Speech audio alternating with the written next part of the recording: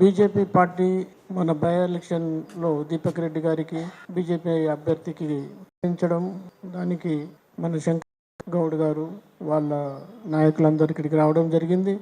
ఇది ఒక మంచి శుభ సందర్భం.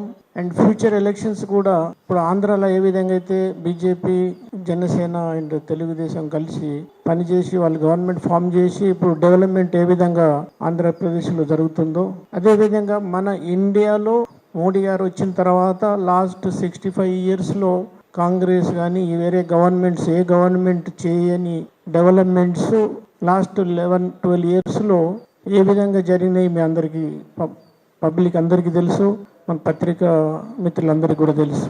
మన మోడీ గారు వచ్చిన తర్వాత మీరు ప్రతి సెక్టార్లో రైల్వే కానీ, రోడ్స్ కానీ, ఏవియేషన్ కానీ, మీకు ఇంటర్నేషనల్ పాలసీ కానీ, రీసెంట్ ఆపరేషన్ సింధూర్ కానీ, ప్రపంచంలో ఎవరికి భయపడకుండా ఫస్ట్ టైం ఇండియాను ప్రపంచంలో ఒక ఆర్థిక శక్తిగా, తర్వాత ఫైనాన్షియల్ శక్తిగా ఇండియాను నంబర్ 1గా ఎన్ని థ్రెట్లు వచ్చినా కానీ ప్రజెంట్ పరిస్థితుల్లో భయపడకుండా ఉండి ఒక ఉక్కు మనిషిలాగా మన ఇండియాను ఏ విధంగా ప్రపంచంలో మనం ముందుకు తీసుకెళ్తున్నారు. ఇప్పుడు మన మోడీ గారికి మన ఇండియాలోనే కాదు ఆల్ ఓవర్ వరల్డ్లో ప్రతి లీడరు మన ప్రైమ్ మినిస్టర్ గారిని మెచ్చుకుంటున్నారు.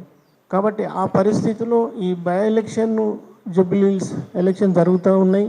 మనం తెలంగాణ ప్రజలందరూ కష్టపడి కొట్లాడి తెలంగాణ తెచ్చుకున్నాము.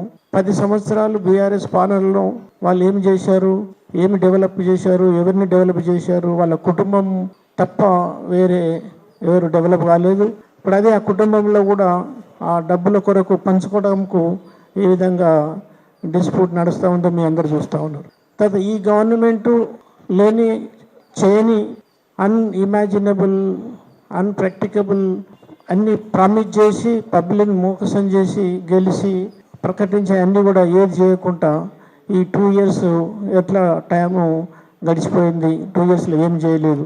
అంటే పరిస్థితి ఎట్లా ఉందంటే గ్రామాలలో, తర్వాత స్కూల్స్లో, గవర్నమెంట్ ఎంప్లాయీస్కు వాళ్ళు ఏదైతే జీపీఎఫ్ వాళ్ళ సొంత డబ్బులు గవర్నమెంట్లు పెట్టుకుంటే రిటైర్డ్ అయిన తర్వాత ఆ డబ్బులు ఇవ్వలేని పరిస్థితి, స్కూల్స్ నడపలేని పరిస్థితి, టీచర్లకు కానీ ప్రతి గవర్నమెంట్ ఎంప్లాయీస్ కూడా వాళ్ళకు బెనిఫిట్స్ ఇవ్వలేని పరిస్థితి. తర్వాత మ్యాచింగ్ ఎయిడ్ ఇవ్వకుండా గవర్నమెంట్ ఆఫ్ ఇండియాకి వెళ్ళి వచ్చే డబ్బులు అన్నీ ఆగిపోయినాయి.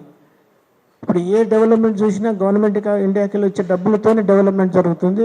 అందులో ఆ మ్యాచింగ్ 5%, 10%, 15%, 20% స్టేట్ గవర్నమెంట్ మ్యాచింగ్ ఇవ్వలేక పనులన్నీ కూడా ఆగిపోతున్నాయి. అటువంటి పరిస్థితుల్లో ఆర్థిక దివాలా తీసిన స్టేట్గా మన స్టేట్ తయారైంది. ఒకప్పుడు మనము ఇండియాలో మంచి ఫైనాన్షియల్గా డిసిప్లిన్ ఉన్న మంచి స్టేట్ ఉన్న పరిస్థితి నుంచి మనము ఇండియాలో ఇప్పుడు లాస్ట్ స్టేజ్కి వెళ్తున్నాం. అయితే మోడీ గారి గవర్నమెంట్లో గవర్నమెంట్ ఆఫ్ ఇండియా ఏ విధంగా డెవలప్ అవుతుంది, బీజేపీ స్టేట్ రూల్స్ స్టేట్స్ ఏవైతున్నాయో అవి ఏ విధంగా డెవలప్ అవుతుంది, ఆ విధంగా డెవలప్ కావాలంటే మనకు తెలంగాణకు ఇప్పుడు ఆల్టర్నేటివ్ బీఆర్ఎస్ అయిపోయింది, కాంగ్రెస్ కూడా 2 ఏళ్ళనే వాళ్ళు ఫెయిల్ అయిపోయారు. కాబట్టి బీజేపీ గవర్నమెంట్ ఒక్కటే మనకి ఇక్కడ శరణము.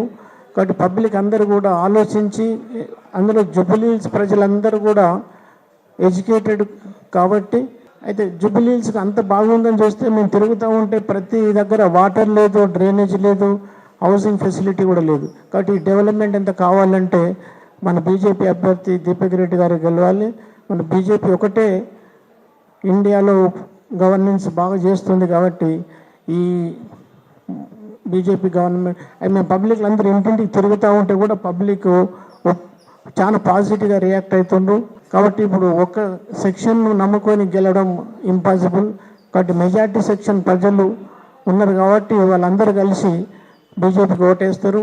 అందులో ఈరోజు మన శంకర్ యాదవ్ గారు జనసేన పార్టీ తరఫున వాళ్ళ నాయకులందరూ కూడా వచ్చి పనిచేసినందుకు వాళ్ళందరికీ కూడా ధన్యవాదాలు. పవన్ కళ్యాణ్ గారికి స్పెషల్గా ధన్యవాదాలు, ప్రెస్ మిత్రులందరూ కూడా ధన్యవాదాలు. కాబట్టి మీరు ఉన్న ఫ్యాక్ట్స్ పబ్లిక్ తెలియజేయమని కోరుతుంటున్నాను. పబ్లిక్ మన జర్నలిస్ట్ అందరికీ కూడా మీరు ఉన్న పరిస్థితులు, ప్రాక్టికల్ పరిస్థితులు తెలియజేసి ఫ్యాక్ట్ చెప్పి ప్రజలందరినీ కూడా ఎడ్యుకేట్ చేయమని కూడా కోరుతున్నాం. ధన్యవాదాలు.